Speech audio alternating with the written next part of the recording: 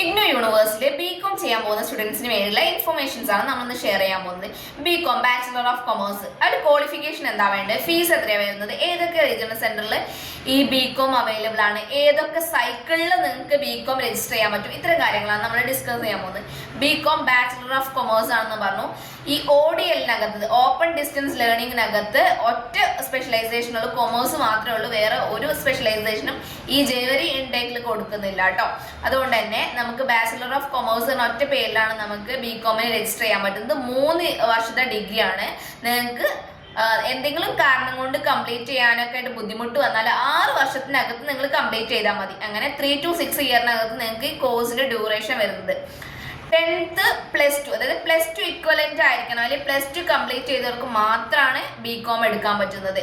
പിന്നെ ഇത് ജനുവരിയിലും അതുപോലെ തന്നെ ജൂൺ ജൂലൈ സൈക്കിളിനകത്തും നിങ്ങൾക്ക് രജിസ്റ്റർ ചെയ്യാൻ പറ്റും. 2-നകത്തും നിങ്ങൾക്ക് അവൈലബിൾ ആണ്. ഇപ്പൊ ജനുവരിയിൽ ചെയ്യാൻ പറ്റിയില്ലെങ്കിൽ നെക്സ്റ്റ് ജൂൺ ജൂലൈയിൽ ചെയ്യാൻ പറ്റുന്നതാണ്.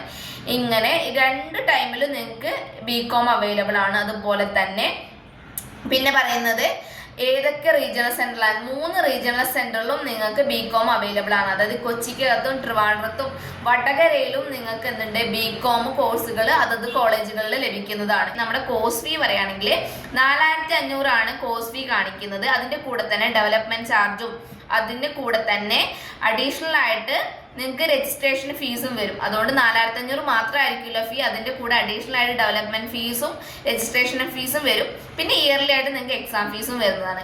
റിലേറ്റഡ് ആയിട്ട് നിങ്ങൾക്ക് രജിസ്റ്റർ ചെയ്യാനാണെങ്കിലും എന്തെങ്കിലും ഡൗട്ടോ കാര്യങ്ങളോ ഉണ്ടെങ്കിലും ഏതൊക്കെ റീജിയണൽ സെന്ററിൽ ഏതൊക്കെ കോളേജുകളിൽ ബികോം അവൈലബിൾ ആണ്, അങ്ങനെ നിങ്ങൾക്ക് അടുത്തുള്ള കോളേജുകളിലൊക്കെ ചെക്ക് ചെയ്യണമെങ്കിലും അങ്ങനെ എന്ത് ഡൗട്ട് ഉണ്ടെങ്കിലും നമ്മളെ കോൺടാക്ട് ചെയ്താൽ മതി, നമ്മൾ ക്ലിയർ ചെയ്ത് തരും കേട്ടോ. നമ്പറും കാര്യങ്ങളും സൈഡിൽ കൊടുക്കുന്നുണ്ട്. അല്ലെങ്കിൽ വാട്സപ്പ് ചെയ്യാം അല്ലെങ്കിൽ കോൾ ചെയ്യാം. ഓക്കെ.